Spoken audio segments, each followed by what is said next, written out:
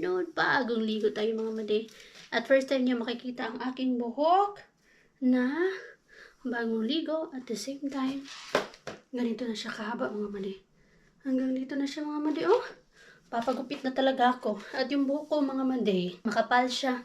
Manang-mana ako sa nanay ko. And then, at the same time, si Lumi naman mga madi. Napansin nyo? Kaya nga diba napagkamalan siyang wig ang kanyang buhok kasi sa sobrang kapal ng kanyang buhok. Parang nahulma na wig ba siya? Kaya napagkakamalang wig. Pero hindi siya wig mga madi. Real talaga siya. Since lumabas talaga ang Lumi, makapal na talaga yung buhok niya mga madi.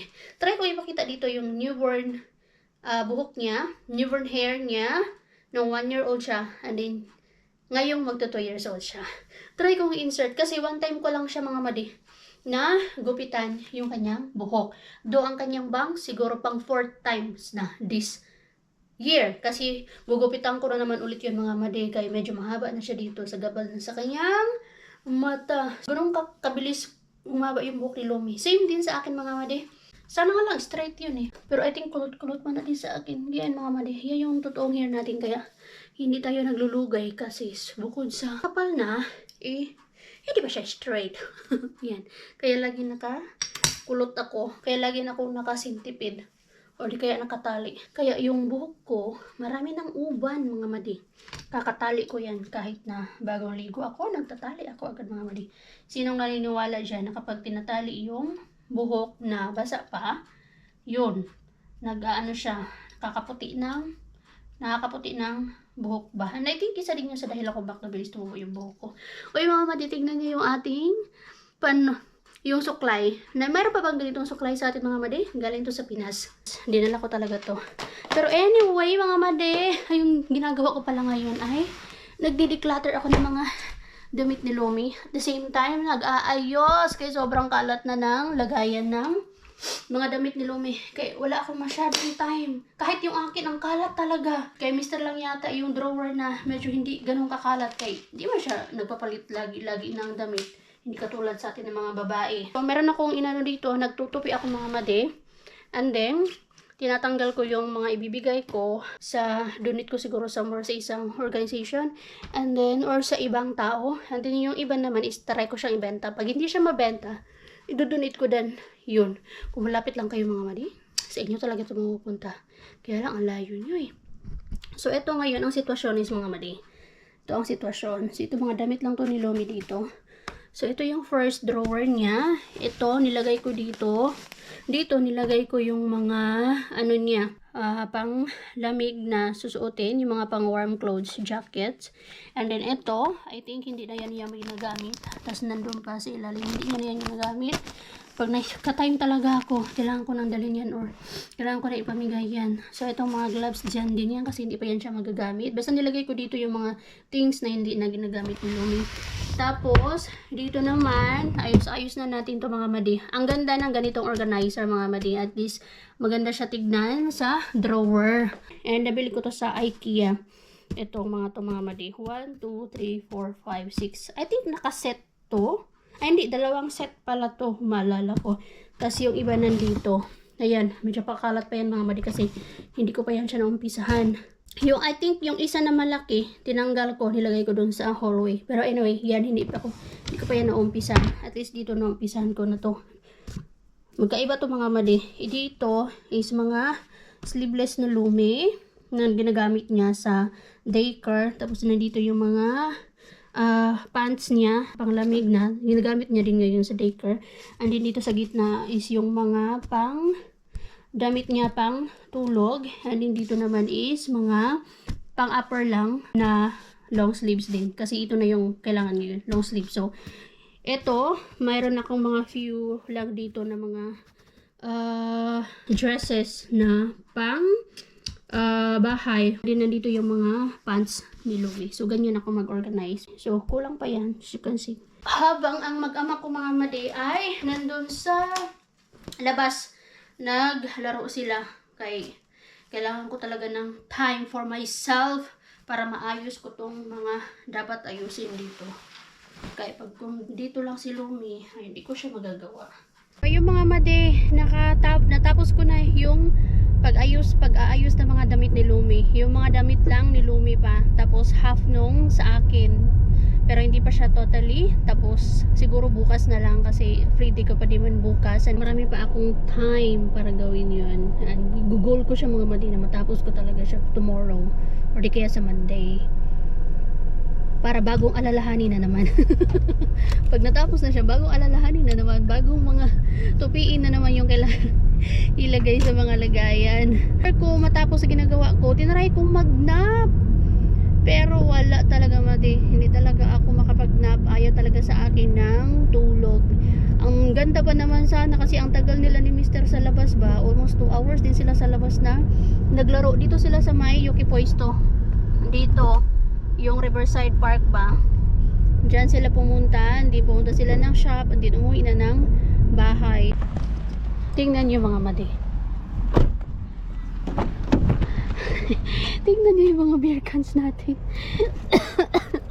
Natawa man ako sa pinagagawa ko dito. Ano man to? Aba, vodka. Ayan. Hindi ko siya nalagay sa malaking plastic bag kasi walang plastic bag doon sa garage. So, hindi natin tatapon ito mga ito. Benta natin ito mga madi. Oy, kay pera to eh. Lagay ko siguro itong isa dito. At dapat hindi tayo mahiyang magbenta ng mga beer cans. Kay pera to dito.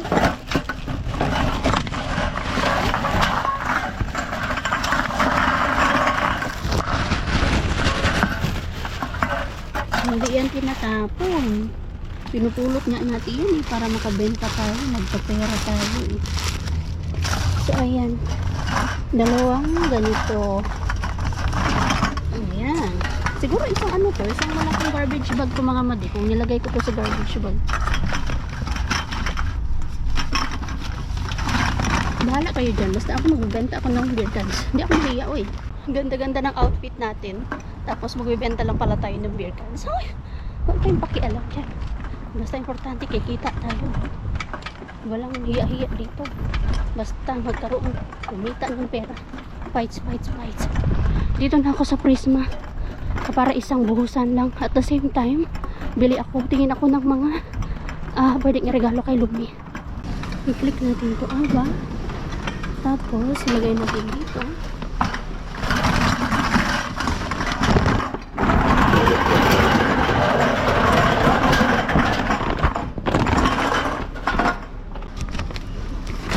Ingay ko.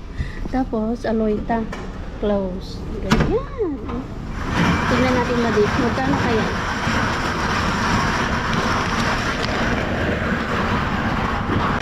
Magkano kaya mga madi? Sabihin nila, kalahubog ko talaga ha. 1550, 1580. Wala na. Wala na, 1625. Pag mga maliitan yan, mga ganyan machine. Wala na. Uy, ano yan? Koite. Wala naman na. Okay naman. May dalawang sumabit. Pero okay na yun siguro. Ay, naka 1625 tayo mga mading. Okay na. Hey.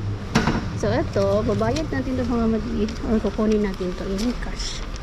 1625 euros. Kadami din yan na. Pera din talaga ito mading. O, diba? Nakaano tayo mga madi? Naka 1625 euros tayo. Malaki-laki din yun. Ayusin ko lang ito.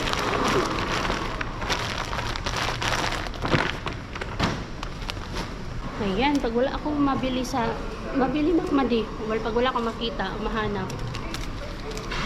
Cash, kunin ko to ng cash. Dito ako sa mga toys. It's been a while. Ang tagal ko din nakapunta dito. Siguro mga 2 months ago na. Iniba na naman nila yung lagayan ng mga toys. Ay, iniba na naman nga nila lagayan ng mga toys. Eh, may mga nakasinsil dito. Pwede kami bumalik dito ni Mr. sa Monday. Para makabili din siya ng kung anong gusto niya.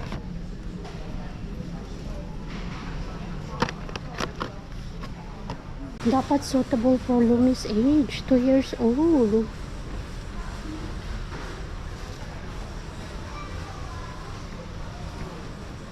Ano man to?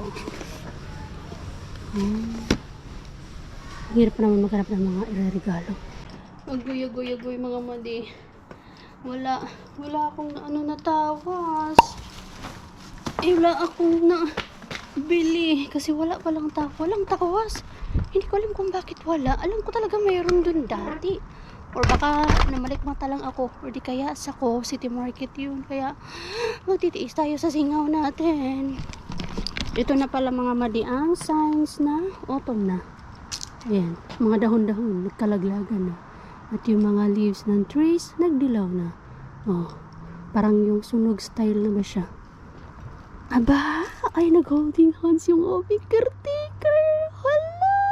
Nakita niyo yung mga madi? Sila na nga. Ayun o. Hala! Hala!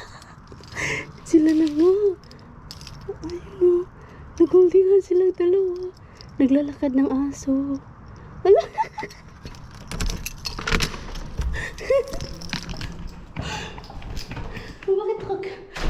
Bakit ako kinikilig?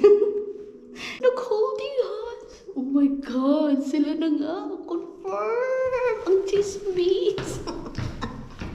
Yan ako mga madi. Hindi lang talaga siya basta chismis mga madi. Confirm. Nag-holding hands sila. Nahagip ng ating camera. Sabi ka parang familiar yung mga nakatalikod na yun. Sila nga. OMG. Naramdaman niyo ba yung kilig ko mga madi? At least diba? Hindi sila nag-iisa sa buhay. Wow, grabe. Dito yan sila. Dito. Ayan. Yung caretaker natin dyan. Yung ano boy baba. Yung babae pala sa first floor. Oh, MG. Ikakanta ko yung kay Mr. Confirm.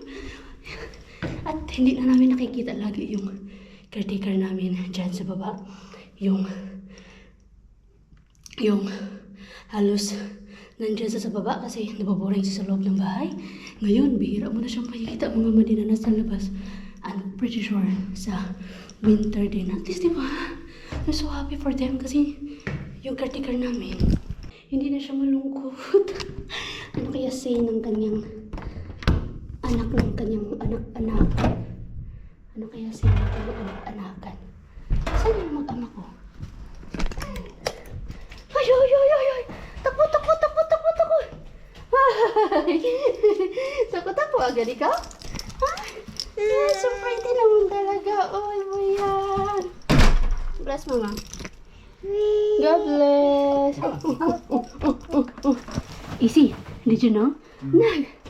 Our Yorkie and the girl, Russian, they were holding hands. They are holding. Wow.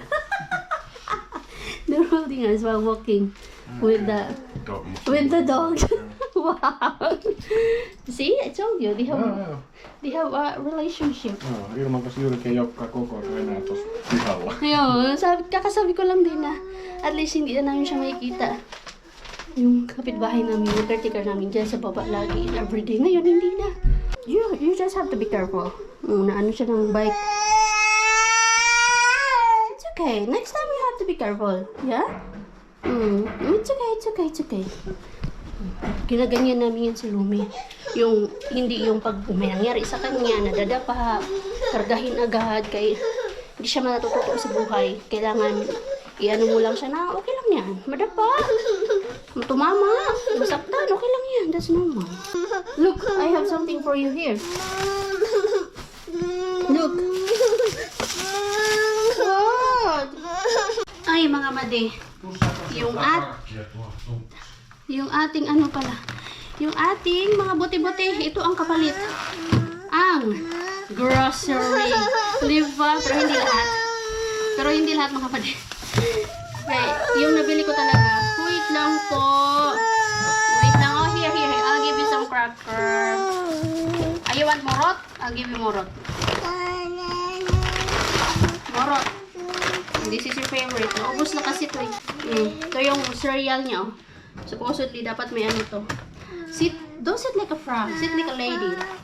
Dapat meron tong milk na nilalagay pero ayaw niya ng milk. As is lang. Gusto niyang kainin. Ayan. Mama forgot to wash Mama's hands.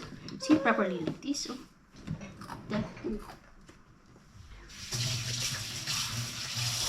Habang kumakain ang bata. Diyan. Dumaan pala tayo sa, alam ba? Dumaan tayo sa Asian store after nating mag-Prisma. Pumunta ako ng Lidl. Pumunta ako na Araya Market. Hoping na makaharap ako ng tawas pero walang tawas. And then, Asian store. Bili ako ng soup. And then, finally, merong evaporated milk. Yan. At least meron tayong evap na nahanap doon. And then, itong gulay na parang pak choy daw.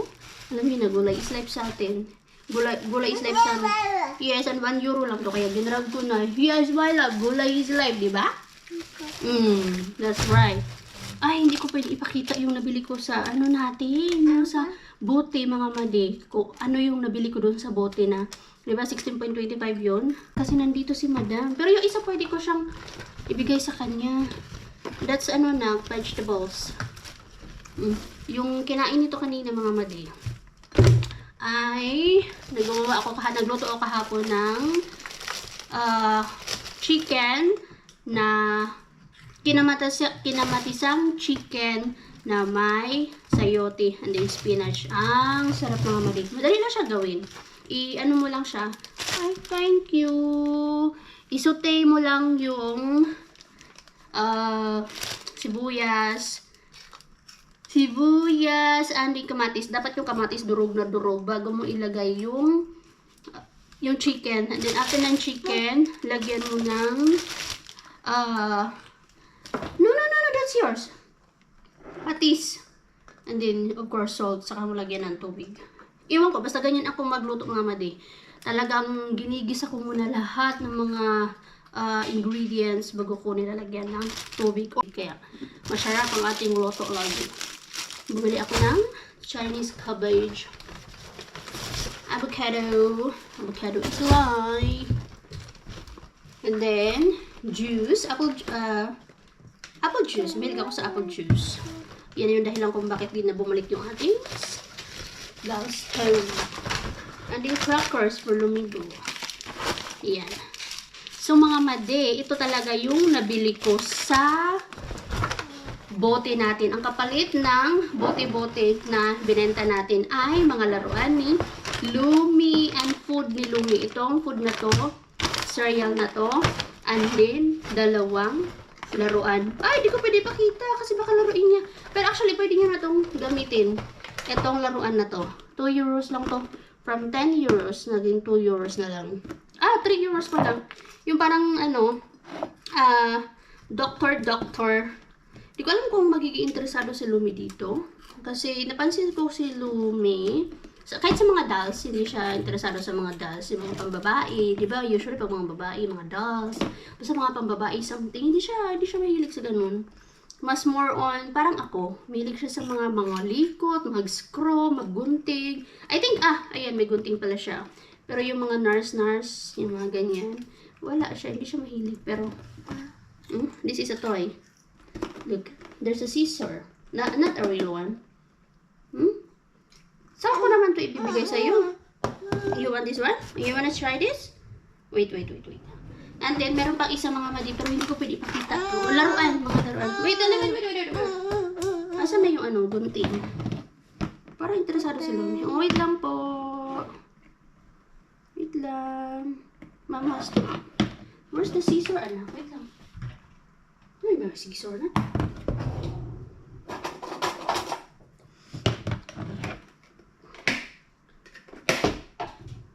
First time niya magganito. Dr. Play set. Ang hirap kasi mamili ng mga toys. Open! Ay, wait lang, anak. Ay, may ano pa yung stick. Ba't ayaw mag-ano? Yan na ba yan? Ano ba yun si mama? Ayan, there you go. Open. Ayun. Look at this. This is a scissor. What's this? This is a glasses. Like a doctor. This. Like this. It's glasses. See? And then, you have to put this in your ears. Like this.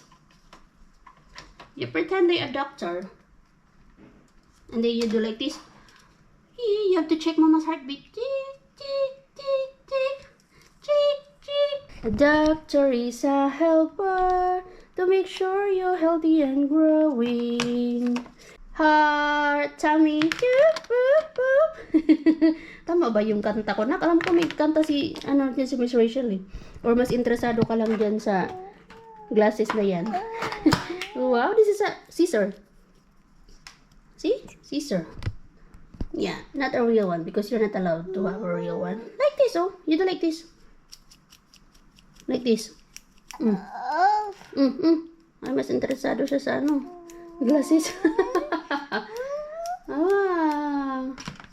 Like this, oh. Like, oh. Beep, beep, when you cut something. Chip, chip. Okay. Like this. Wow! Mas interesado lang siya sa glasses. You're not interested with other... glasses lang talagang gusto niya. So pretty. May batang ready for bed na. Nakakain na lahat-lahat. Nakapantulog na at nagdodoble ng toothbrush.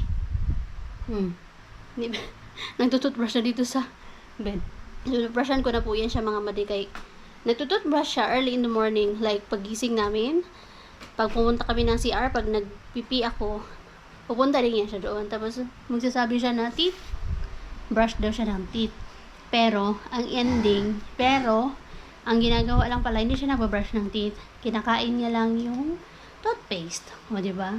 Gusto niya na mag-brush ng teeth, pero hindi talaga siya nag-brush ng teeth. Kinakain lang talaga yung toothpaste. Yun lang talaga yung gusto niya. Kunwari lang yung brush teeth.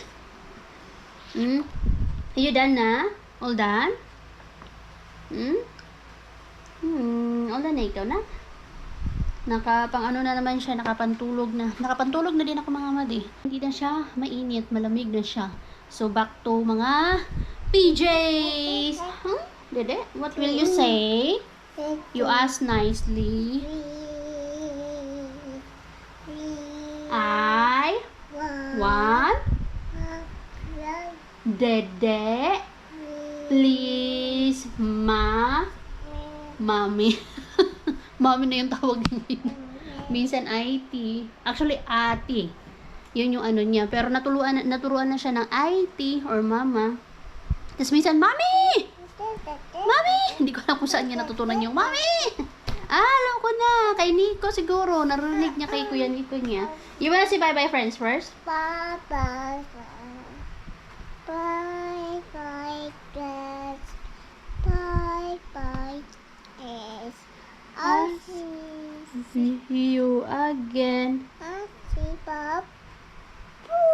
I see you, Babu. See Bob. Blue kiss, hello kiss. What about Twinkle Twinkle? You can. I go away. I saw our water with the up, water. I make the choice. Twinkle. Like a diamond. Hindi niya maano yung diamond eh. Twinkle, twinkle, little star. I wonder what you are. What about see you later, alligator? Hindi pa niya kabisado yan. What about baby shark? Yun yung bagay ngayon. Baby. Late bloomer ka na ki. Baby shark. Baby shark. Baby shark. Mama shark. Mama shark. You call easy first. You have to say night night. You call easy. Easy. Ang cute yung magtawag na easy. You have to say night night. Kisses and hugs ka easy. Night.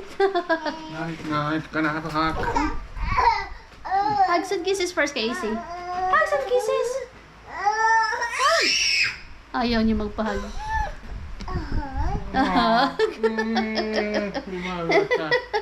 Yun yung pang ano eh. Kailangan mapilit pang hug. Okay. Night night. Kertooko mä sit vasta kun sä tulet?